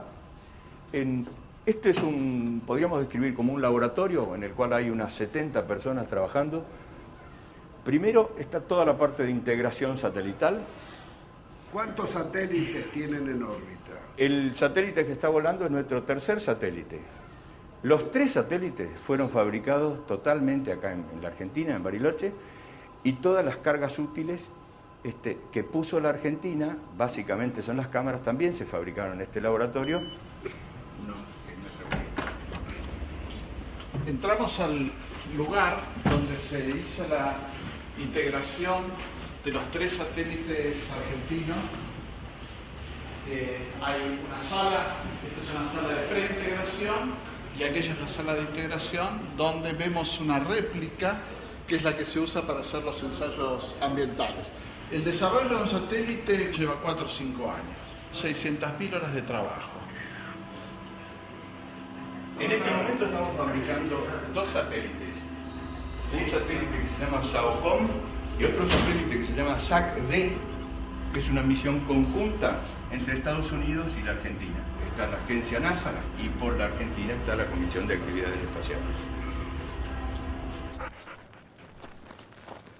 Hoy, si nosotros quisiéramos venderle a Estados Unidos satélites que los podemos hacer con igual calidad que ellos, en igual tiempo y bastante más baratos, no podemos, porque el 100% del dinero federal de Estados Unidos, el dinero del gobierno americano, se gasta en empresas americanas. Comparemos con lo que hacemos nosotros y lo que hemos hecho durante toda la historia. Es una vergüenza.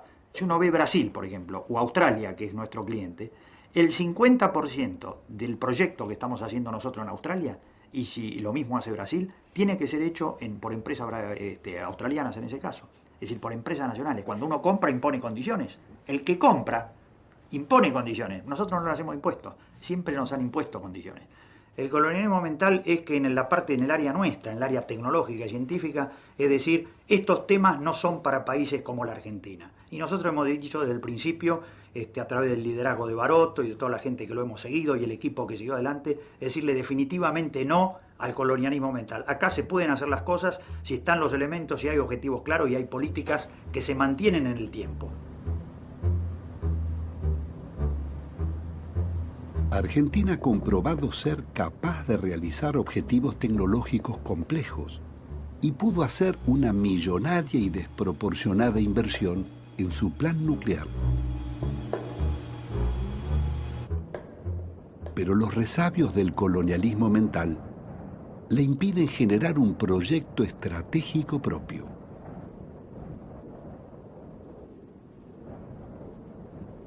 Ante el ocaso de la civilización del petróleo, continúa alienada al modelo contaminante y depredador del capitalismo del norte.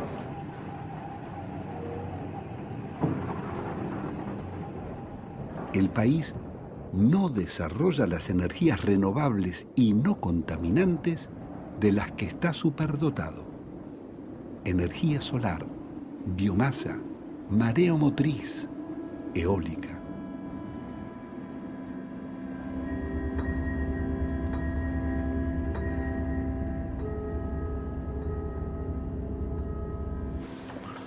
Aquí estamos en la estación Terrena Córdoba, que es el lugar donde captamos las imágenes de más de 10 satélites que se reciben acá en la estación y también podemos controlar nuestros satélites SAC-C y tener la información del mismo. Esta es la sala de operaciones, recepción y control en tiempo real de los datos, control de las antenas y más allá el centro de control de emisión del satélite argentino SAC-C.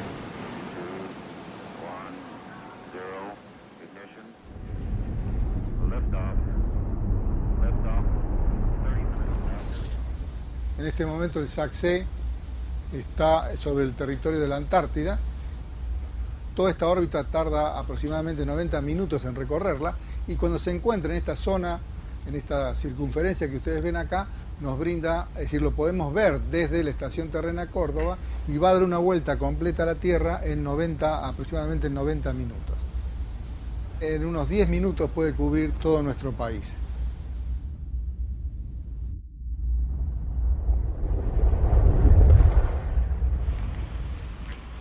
El doctor Conrado Barotto es uno de los físicos relevantes del país. Dirige la Comisión Nacional de Actividades Espaciales. Nosotros solemos definirnos como arquitectos espaciales. El eje del Plan Espacial Nacional es no mirar para arriba, sino mirar para abajo. Estar arriba para observar nuestro territorio. La característica de toda la actividad espacial de la Argentina es que tiene un alto contenido científico, un alto contenido tecnológico, hay que desarrollar tecnología, hay que desarrollar ciencia, pero tiene un objetivo final que es directamente de tipo socioeconómico. Por ejemplo, optimizar todo lo que tenga que ver con lo que se llama cuestiones de salud. Por ejemplo, la epidemiología panorámica, que es un área completamente nueva, donde la CONAE ha sido pionera.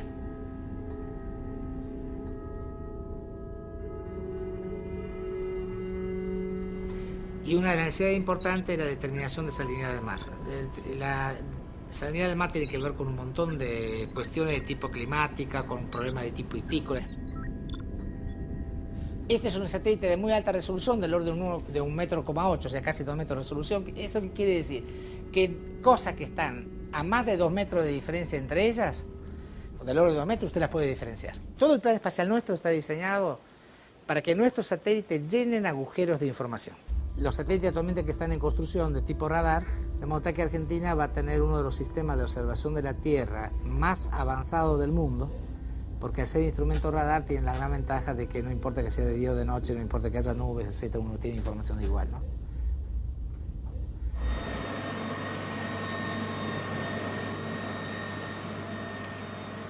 ¿Cuáles fueron los proyectos más difíciles?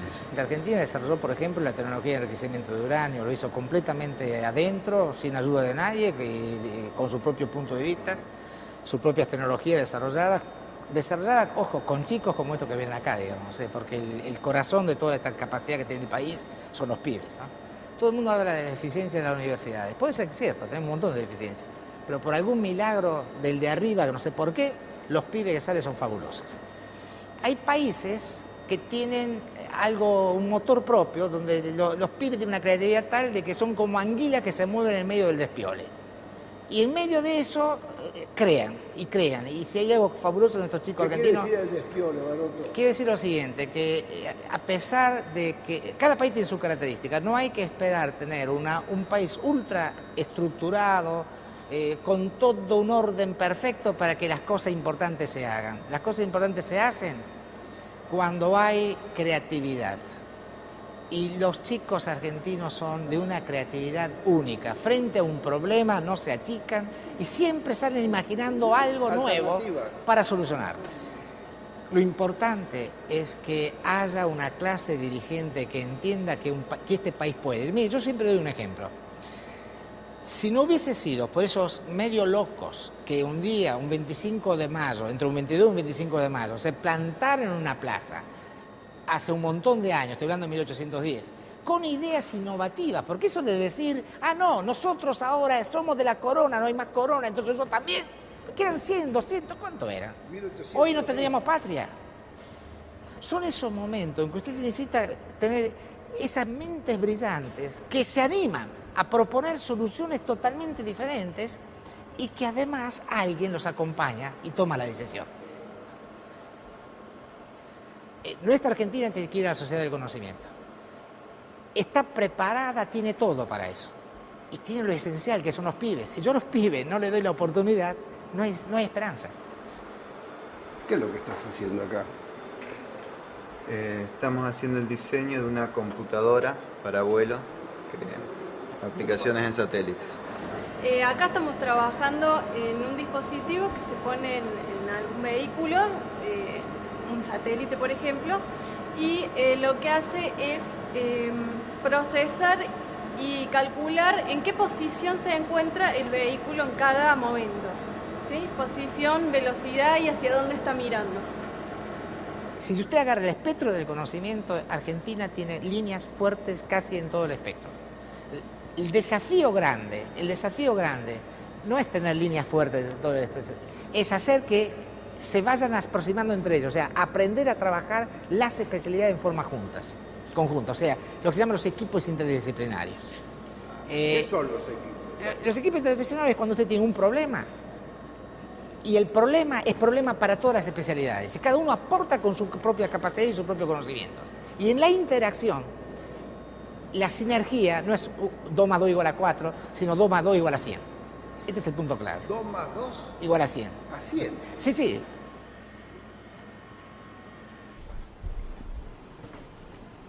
Si uno quiere pensar en la Argentina, en las ciencias, en la tecnología, etcétera, puede ir para atrás hasta donde quiera. Basta con pensar que todo el ejército de los Andes se armó en el Plumerillo, digamos. ¿A quién se le ocurre, como San Martín, ir a Chile, Perú, y encima desarrollar todo el armamento y todo ahí en el Plumerillo? Lo desarrollo allí. Alguien pensó en Fer Beltrán, ese tipo de cosas. Este es un país que siempre hizo las cosas, no hay que, por el amor de Dios, tenemos que pensar en qué es este país. Que trae profesionales de primera línea de afuera. Y la ciencia argentina que sigue creciendo con la escuela alemana y la escuela tana, que los traemos al país.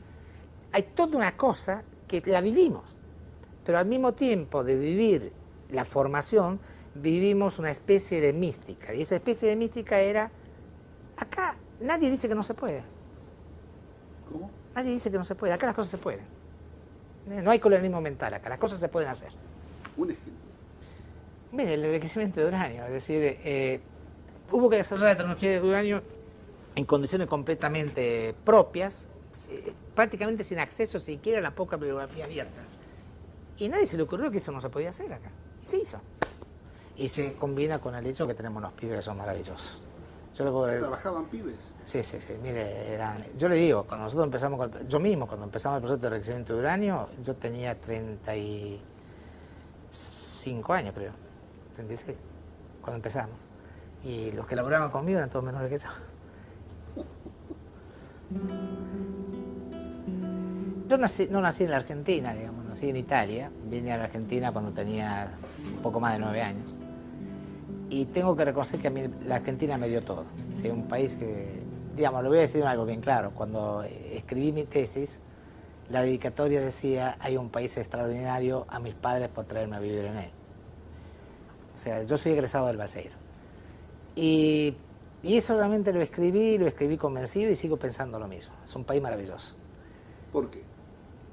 Mire, para cualquier chico que nació en medio de una guerra y vivió una posguerra y llega a la Argentina a principios de la década del 50, Argentina era un paraíso.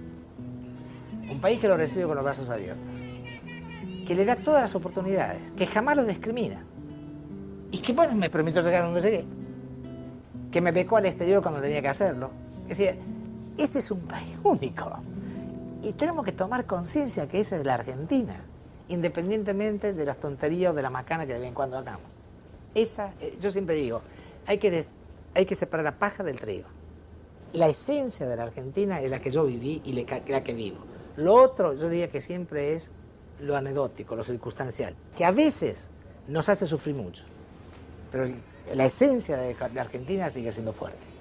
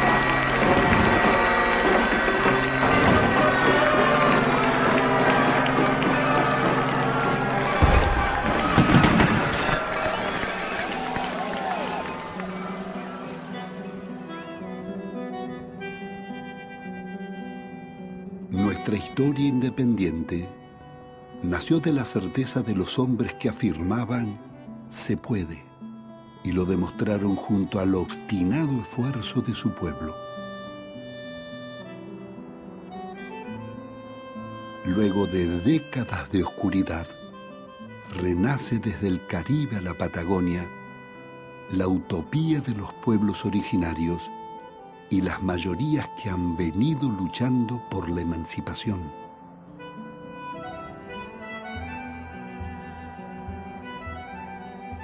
América Latina cuenta con todos los recursos y saberes junto a sus originales patrimonios culturales.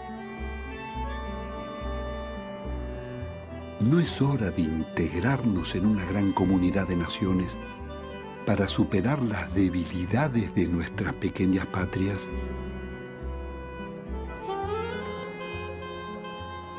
Es tiempo de retomar los ideales de Tupac Amaru, San Martín, Bolívar, Hidalgo, Artigas, Solano López, Martí, Zapata, Irigoyen, Sandino, Perón, Goulart, Allende, El Che, Fidel y los líderes del siglo XXI que retoman las banderas de la patria grande.